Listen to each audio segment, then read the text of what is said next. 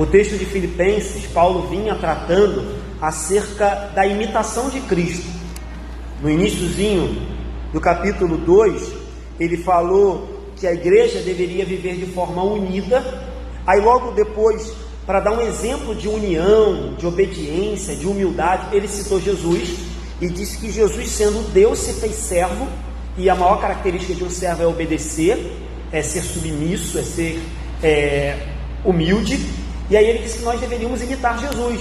E agora, Paulo não vai trazer um novo contexto, ele segue nesse contexto e vai nos mostrar que a teologia, que a Bíblia, que aquilo que a gente escuta, que a palavra que a gente ouve, deve produzir prática na nossa vida, deve mudar a nossa atitude. Então é isso que Paulo vai dizer. Paulo vai chamar o povo a colocar em prática esse exemplo que é Jesus. E como colocar em prática? Obedecendo. Paulo vai dizer, olha, se Jesus, sendo Deus, obedeceu ao Pai a ponto de morrer na cruz, quanto mais nós, pecadores como eu e você, míseros servos, devemos fazer igual. Então esse é o contexto, tá? Vamos ler aí o 12, aí você deixa a Bíblia aberta e a gente vai lendo aos poucos, conforme a gente for meditando. Verso 12: Assim, pois, amados meus, como sempre obedecestes, não só na minha presença, porém muito mais agora na minha ausência, desenvolvei a vossa salvação com temor e tremor. Vamos parar aqui, depois a gente segue.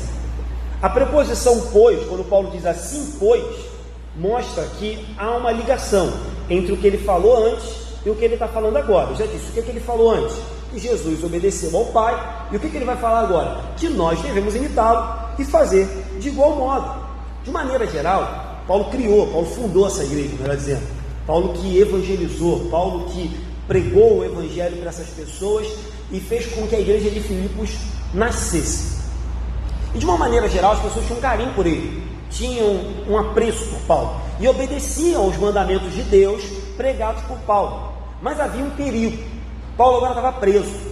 Paulo não tinha mais como visitar a igreja, não tinha mais como pregar pessoalmente naquela igreja, e aquilo podia entristecer o coração dos irmãos e até mesmo influenciar alguns irmãos a deixarem a obediência de lado. A gente tem um grave problema, e quando eu digo a gente, eu estou falando de todo mundo. Às vezes a gente até obedece, mas a gente obedece, digamos assim, baseado em alguma coisa. Eu vou obedecer porque o pastor falou. Eu vou obedecer porque a igreja pensa assim. Eu vou obedecer porque meu pai e a minha mãe me pediram que fizessem assim. Então o que Paulo está dizendo é, olha, até agora vocês se portaram bem e obedeceram os mandamentos, mas agora, quando eu não estou aí, vocês devem continuar na mesma batida, porque se a obediência de vocês for condicionada à minha presença aí, vocês vão mostrar que a obediência de vocês ela é transitória, ela é passageira. Então a gente tem que tomar cuidado com isso. Havia um perigo da igreja de Filipos só obedecer a Deus, porque Paulo estava no meio deles. E agora, como Paulo foi preso, eles poderiam se escandalizar, se entristecer, se decepcionar e abandonar tudo aquilo que Paulo havia ensinado. Então a gente precisa também ter isso em mente. Por que obedecemos a Deus? Por que obedecemos os mandamentos? É porque o pastor Anderson prega todo domingo? É porque eu sou membro da Igreja Congregacional de Andorinhas? Tudo isso faz parte. Mas se a sua obediência ela está baseada nisso, o dia que eu não estiver mais aqui, sua obediência acaba. O dia que essa igreja se deixar de existir, você também deixa de obedecer a Deus. Então a nossa obediência ela tem que ser incondicional. Então Paulo diz, olha, assim como vocês obedeceram não só na minha presença, façam muito mais agora. E aí Paulo diz, olha, desenvolvam a vossa salvação. É como se Paulo estivesse dizendo assim, olha, agora não posso mais auxiliá-los, agora eu não estarei mais com vocês, agora que cada um faça a sua parte de maneira que desenvolva a sua salvação até o grande dia, quando Jesus voltar, de maneira que vocês produzam frutos do Espírito Santo, de maneira que vocês revelem uma mudança de vida. E como fazer isso? Em primeiro lugar, obedecendo, porque quem obedece automaticamente haverá de ter um relacionamento com Deus produtivo. Eu poderia dizer que é impossível, mas para eu não ser muito radical, vou dizer que dificilmente alguém que não obedece a Deus vai ter um relacionamento saudável com Ele. Dificilmente, para não dizer impossível. Então Paulo diz, olha, obedeça, porque é o começo de tudo. Obedecendo, as demais coisas acontecerão. Então Paulo diz, olha, desenvolvam a sua salvação. E Paulo sabe, irmãos, e aí vamos ser honestos, que ele está falando de um assunto extremamente difícil. Obedecer é difícil para todo mundo, para pastor, para presbítero, para diácono, para todo mundo, para quem canta, para quem toca. Obedecer é difícil. A nossa natureza, embora santificados, regenerados, embora sejamos templo do Espírito Santo, a nossa natureza luta, e constantemente a gente se pega querendo desobedecer. Esse é o natural do ser humano. Então Paulo sabe que está falando de uma coisa difícil. Uma coisa é dizer, façam tudo para a glória de Deus. Outra coisa é colocar em prática. Uma coisa é orar, Senhor, perdoa os nossos pecados, assim como nós perdoamos os nossos devedores ou aqueles que nos ofendem. Uma coisa é orar, outra coisa é perdoar de verdade. Uma coisa é colocar um adesivo no carro ou na casa dizendo, o Senhor é o dono dessa casa, aqui o Senhor reina. Outra coisa, irmãos, é em cada momento do dia a dia, em cada crise, deixar o Senhor reinar de verdade. A obediência é difícil. A obediência é difícil. E por isso que é necessário que nós, embora muitos aqui tenham até mais tempo que eu de igreja, tenham talvez 2, 3 vezes que eu tenho de igreja, é necessário que a gente sempre se pergunte, por que obedecemos? Como obedecemos? E se realmente obedecemos? Porque a obediência é um princípio. Então Paulo diz, desenvolvam a vossa salvação, obedeçam, tanto na minha presença, quanto na minha ausência. Um outro detalhe, irmãos, é que quando Paulo diz desenvolver a vossa salvação, ele não está dando a entender aqui que a salvação nos pertence porque nós a conquistamos, a compramos ou a adquirimos. A salvação é nossa porque alguém comprou. A salvação é nossa porque alguém pagou o preço. A salvação é nossa porque alguém nos deu. A salvação é nossa porque alguém adquiriu. E a gente sabe que esse alguém é Jesus Cristo. E uma vez que Ele comprou, adquiriu, pagou o preço e nos deu, agora nós devemos desenvolver a nossa salvação. A salvação é um presente que nos foi dado, como diz Romanos, capítulo 8, versículo 1, para sempre. Paulo diz assim, agora pois, já nenhuma condenação há para os que estão em Cristo Jesus. A salvação é um presente.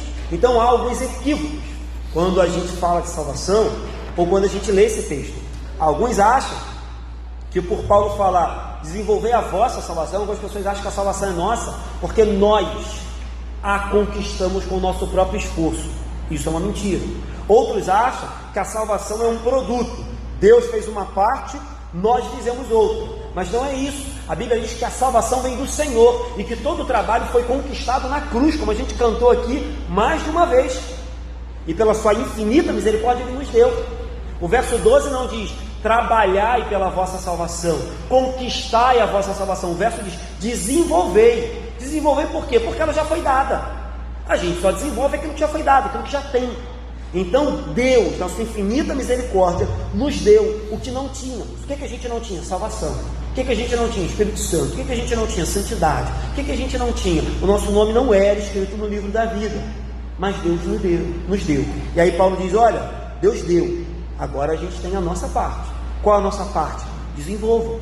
Vocês receberam de graça o maior presente, a maior dádiva, a maior bênção que um pecador pode receber. E o que fazer? Aí Paulo diz, façam com temor e tremor. É algo tão vital, é algo tão precioso, é algo tão maravilhoso. A salvação é algo tão único, que Paulo diz, olha, tenham temor, tenham tremor diante de algo tão valoroso. Estava lendo um livro que diz que quanto mais luz há na nossa mente, mais amor no coração a gente tem por Jesus. Explicando, quanto mais noção a gente tem de que o nosso destino final era passar a eternidade no inferno, e que agora fomos salvos, quanto mais noção a gente tem disso, mais temor e tremor a gente tem de Deus. Nesse livro que eu estava lendo, diz que a maioria das pessoas, a maioria que tiveram intimidade de verdade com Deus foram pessoas que tiveram temor e tremor. Dificilmente uma pessoa soberba, arrogante, prepotente, que se acha muito ou que é dono de si, vai ter intimidade com Deus. Geralmente você vai ver os grandes santos, né? Não os santos canonizados pela igreja, mas os grandes homens santos de Deus, que morreram pela fé, que fundaram igrejas, que foram para continentes que não eram evangelizados, que morreram em meio aos índios, sabiam que iam morrer quando chegassem na floresta amazônica ou em qualquer mata, por causa das doenças que tinham lá, e os homens brancos não tinham anticorpos para aquele lugar, e ainda assim foram. Esses grandes homens, você vai estudar a vida de qualquer um deles, eram homens que se prostravam aos pés de Deus, eram homens humildes, que tinham temor e tremor. É muito estranho, né, irmãos? E aí eu faço uma crítica geral. É muito estranho perceber que na grande maioria das igrejas hoje, o temor, o tremor, a humildade, a simplicidade, o quebrantamento tem sido lançado de lado, e a arrogância, a soberba, a prepotência, o poder humano tem tomado lugar do que a gente olha para os antepassados. Os antepassados eram simples, eram mansos, eram bem-aventurados, eram homens que tinham intimidade.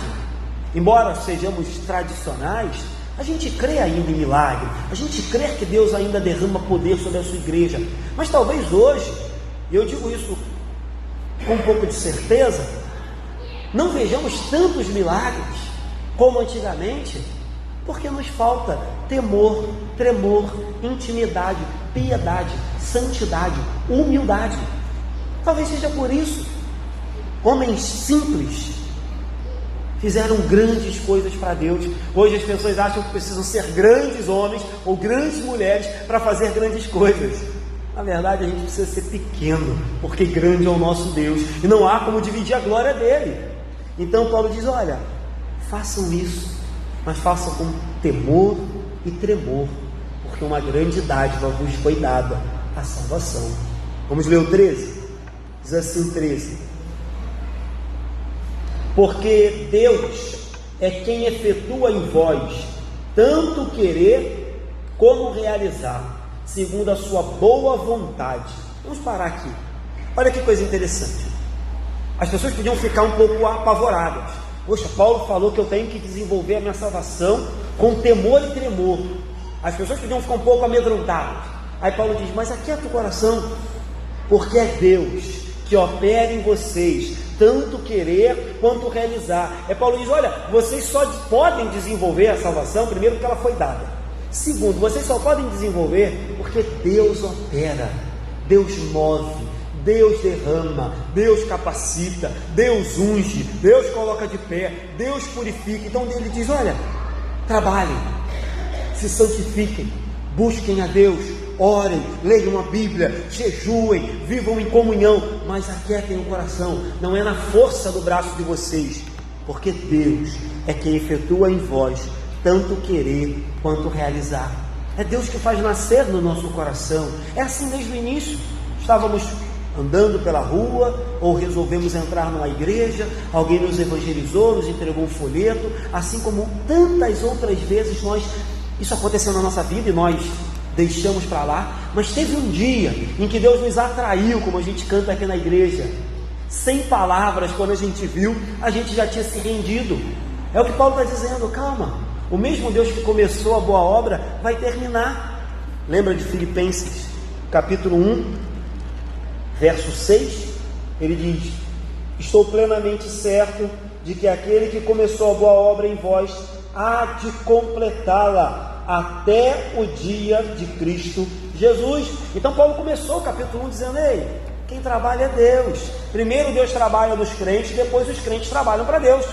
Primeiro Deus muda o coração, primeiro Deus move o nosso querer e o nosso realizar, de maneira que a gente se humilha, se rende, obedece e diz, sim Senhor, seja feita a tua vontade, eis-me aqui, faça conforme o teu querer. E Paulo termina com algo também que é muito confortante, porque ele diz assim, é Deus que efetua o querer e o realizar, segundo a sua boa vontade, ou beneplácito em outras traduções, ou seja, fiquem tranquilos, a vontade de Deus é boa, perfeita e agradável. E quando Ele trabalha na nossa vida, quando Ele efetua o querer e realizar, é bom, sempre será bom. Eu sei que é difícil falar isso, porque todo ser humano passa por crises na vida, e às vezes a gente passa por momentos difíceis na nossa vida. Mas ainda que você não entenda e não compreenda, meu irmão, não duvide, Deus é bom, e Ele efetua o querer e o realizar segundo a sua boa vontade.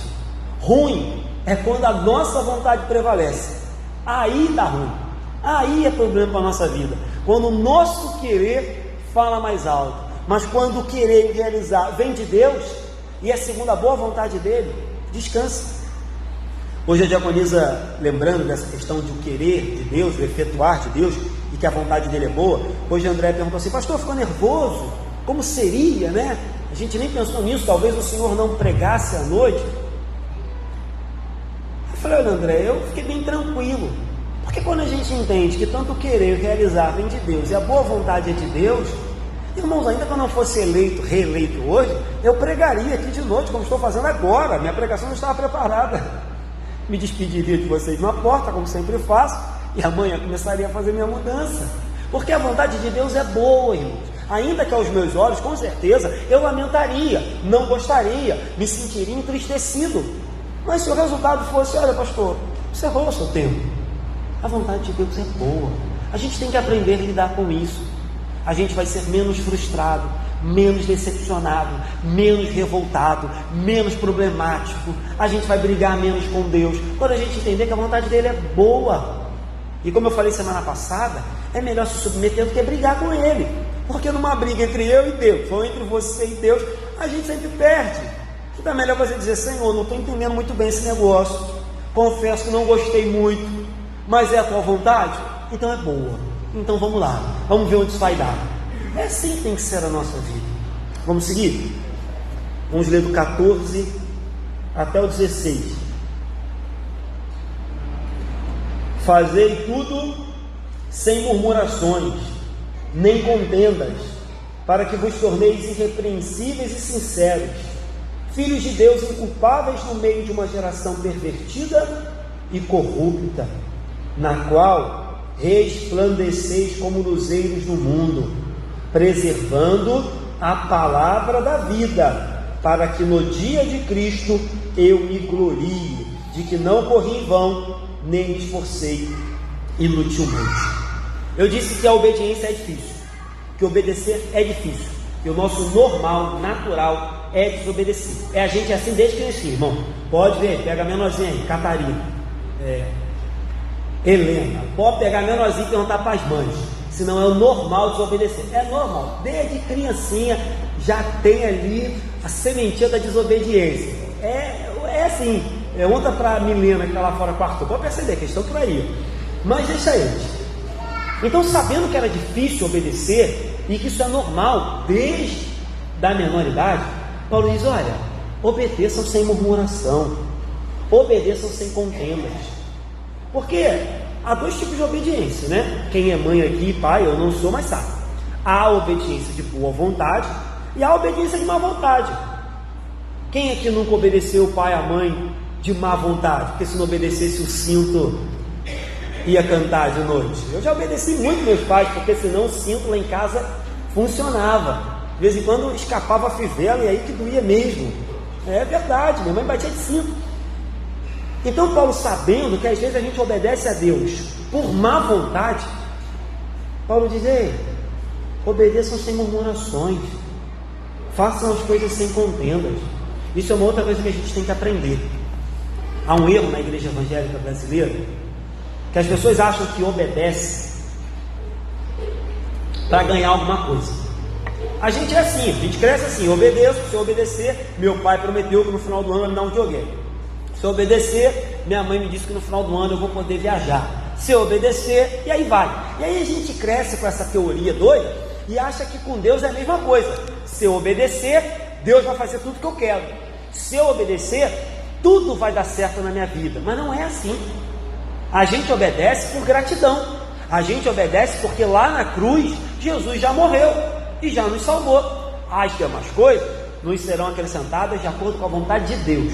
Beleza. Mas a gente nasce com isso. Aí a gente vem para a igreja com esse pensamento. E o que acontece? A gente se decepciona. Porque a gente está obedecendo, mas Deus não está fazendo a nossa vontade. A gente está obedecendo, mas aquele problema na nossa vida não está se resolvendo. Aí a gente começa a se decepcionar. Aí o que a gente faz? Pega as trouxas e vai embora. Ou então começa a obedecer de má vontade. Vou obedecer mesmo, mas vou fazer de má vontade porque eu obedeço e nada acontece na minha vida. Irmãos, a obediência não é para conquistar nada em troca. Isso não é obediência, isso é interesse, é uma troca de interesse, né? A obediência é porque a gente ama Deus e porque Ele nos amou. Pastor, Deus nos abençoou grandemente. Ninguém pode sair daqui e dizer que nunca foi abençoado por Deus, ninguém. Mas Paulo sabia que obedecer é difícil. Aí Paulo diz: olha, vocês são filhos de Deus. Lembrem disso, ele diz assim: para que vos torneis irrepreensíveis e sinceros filhos de Deus. Paulo sabia que somos filhos de Deus. Paulo sabia que fomos regenerados. Paulo sabia que o nosso nome foi escrito no livro da vida. Mas Paulo sabia que ainda existe uma longa caminhada de santidade. Paulo sabia que, embora sejamos filhos de Deus, a gente está em meio a uma geração pervertida e corrupta, e que é necessário, como filhos de Deus, resplandecer como luzeiros. Então Paulo diz: ei, obedeça, acima de tudo, porque vocês são filhos, e filhos devem obedecer ao seu pai. Lembrem de Jesus, ele está me lembrando que foi obediente até a morte de cruz. E aí, para completar essa questão da obediência, se já não bastasse ser difícil obedecer, quer aos nossos pais, quer a Deus, irmãos, obedecer no mundo que a gente vive é pior ainda. A gente vive num mundo, como Paulo já dizia naquela época, extremamente corrupto, extremamente demoníaco, extremamente pervertido. E ser obediente a Deus é muito difícil. É motivo de zombaria, é motivo de escárnio, é motivo de perseguição, é motivo de contenda, às vezes briga até dentro da família. Acontece por quê? Porque tentamos ser obedientes a Deus. E o que fazer? Desiste de tudo? Não, Paulo diz: sejam como luzeiros. Estava lendo um livro também sobre Filipenses, e lá dizia que a igreja, ela é, ou deveria ser, uma luz em meio às trevas. A igreja é, ou deveria ser, e nós, como membros de uma igreja, deveríamos ser luz em meio às trevas. Quanto mais treva, mais luz é necessário. Quanto mais escuridão, mais luz é necessário. Nós deveríamos pensar que foi para isso que Deus nos chamou. E aí Paulo termina o 16 dizendo assim: olha, sejam luz. Como? Já falou, obedecendo. E mais como? Aí ele diz: preservando a palavra da vida.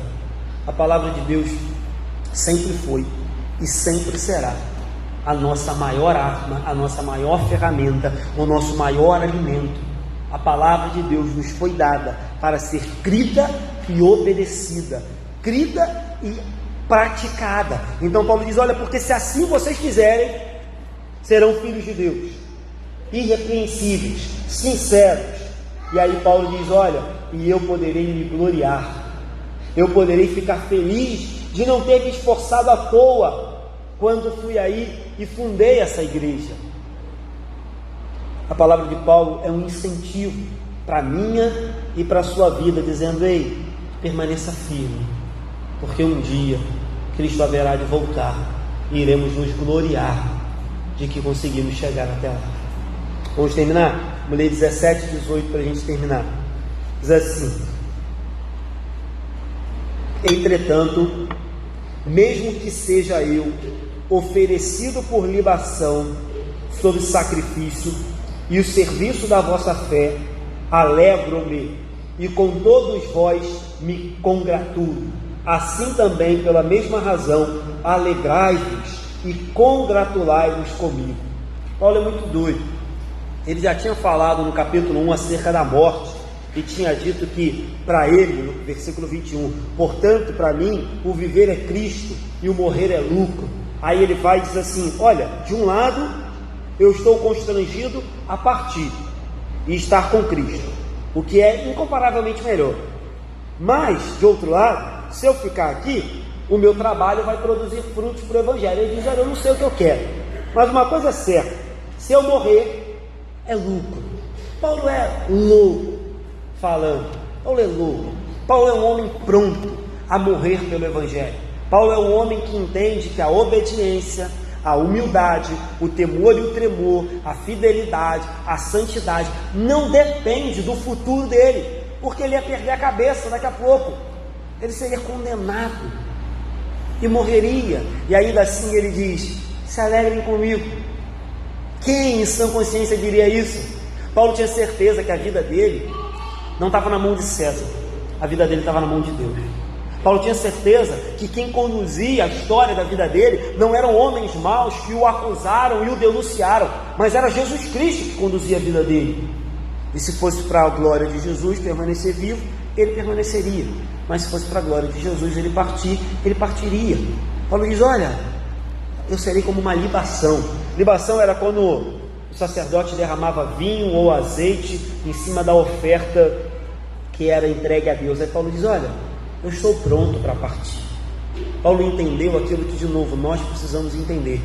Talvez Paulo está falando isso para que a igreja de Filipos não se entristecesse e não se decepcionasse, talvez, com a morte de Paulo. Então Paulo aprendeu aquilo que a gente tem que aprender: eu obedeço. Tem até uma música que fala isso, né? Eu adoro pelo que ele é e não pelo que ele faz. Paulo diz: olha, eu obedeço pelo que ele é, eu obedeço pelo que ele já fez, eu obedeço porque eu amo, quer vivo, quer morto. E aí Paulo diz: ei, Filipenses, se alegrem. E aí, essa frase de Paulo nos encoraja nessa noite, irmãos. Eu não sei qual a luta que você tem passado, não sei qual o problema que você tem enfrentado, mas com certeza você deve estar enfrentando um. Tem uma verdade que eu aprendi desde muito cedo na nossa vida: ou a gente está passando por um problema, ou a gente está saindo de um, ou a gente está prestes a enfrentar um. É sempre assim. Mas o bom é que no final de cada um tem vitória, no nome de Jesus. Mas não se assuste: ou a gente está enfrentando, ou a gente está saindo, ou a gente está prestes a encontrar um problema. Mas essa palavra de Paulo nos encoraja. Não sei qual é o teu problema. Paulo estava pronto para morrer. Paulo estava no corredor da morte. E a palavra dele não é de murmúrio, de lamento, de contenda, de briga. Não é. Não é a pessoa deprimida, depressiva, revoltada com Deus. Ele diz, ele é muito doido, ele diz: alegrai-vos, eu me alegro, eu me congratulo. Aí ele diz no 18: assim, pela mesma razão, alegrai-vos comigo, congratulai-vos comigo. Paulo é um exemplo, irmãos, para mim e para você. Dificilmente Deus vai pedir que a gente chegue ao ponto de dar a nossa vida pelo Evangelho. Dificilmente. A não ser que você seja chamado para ser missionário num país perseguido. Dificilmente. Então, se dificilmente Deus vai pedir para você morrer, todas as outras coisas, irmãos, e aqui eu não estou minimizando a sua luta, elas são possíveis de serem vencidas. É possível obedecer a Deus, é possível se alegrar, é possível dizer: eu me congratulo. E ainda que as pessoas digam: você é louco, você tem tudo para desistir da vida, você tem tudo para abandonar esse Deus, como disse a mulher de Jó: abandona esse Deus e morre, pois esse Deus já tirou tudo que você tinha. E aí você diz: não, eu me alegro, eu me congratulo, porque ainda que ele me mate, diz Jó, nele eu esperarei, nu saí do ventre da minha mãe, nu voltarei, porque ele deu, ele tirou, bendito seja o Senhor. Paulo nos ensina algo que hoje está muito em falta nas igrejas brasileiras. Às vezes falta na minha vida, às vezes falta na sua. Aprender que obedecer, se alegrar e ser contente em Deus não depende de nada nem de ninguém. Depende daquele que começou a boa obra e vai terminar, porque Deus é quem realiza em nós tanto querer quanto efetuar segundo a sua boa vontade. Amém? Vamos terminar? Vou fazer algumas aplicações rápidas só para a gente terminar. Primeira coisa que eu falei aqui na pregação: recebemos de graça a salvação. Agora é nosso papel cultivá-la, é nosso papel desenvolvê-la até o dia de Cristo Jesus. Mas não é motivo de desespero. Por quê? Segundo a aplicação que eu falei aqui, Deus está operando em nós. E se Deus é por nós, quem será contra nós? Aleluia. Porque eu digo por mim, você diz por você. Se Deus não estivesse operando na minha vida durante as lutas que eu passei, eu já teria ido embora há muito tempo, já teria desistido há muito tempo, digo isso com certeza. Mas como é Ele que efetua em mim o querer e realizar, aqui estamos até hoje. Terceira coisa, a regeneração é o começo da vida do crente. Ela precisa ser acompanhada de santificação. E a santificação, meu irmão, é todo dia. É todo dia. Ainda que você tropece, ainda que você erre, ainda que você caia, ainda que você escorregue, a santificação é dia após dia. E sem ela, ninguém verá a Deus. É isso que diz a Bíblia. E quarto e último aqui para a gente terminar, toda a igreja é, ou deveria ser, uma luz em meio às trevas, onde as pessoas que entram por essas portas ouçam que Jesus ainda é e sempre será o caminho, a verdade e a vida, e que ninguém vai ao Pai senão por Ele. Amém? Que Deus nos abençoe.